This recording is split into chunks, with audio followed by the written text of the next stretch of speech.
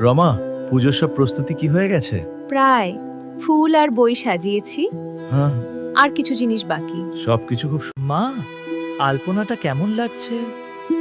এটা খুব সুন্দর লাগছে।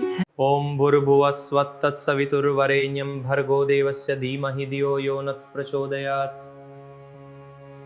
আজ তোমাকে খুব সুন্দর লাগছে। তোমাকেও খুব সুন্দর লাগছে। আজ স্কুলে পূজা আছে আর খিচুড়ি হবে। হ্যাঁ, খুব মজা হবে।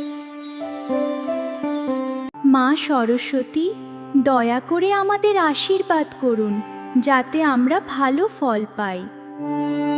আহ, কি চমৎকার গন্ধ।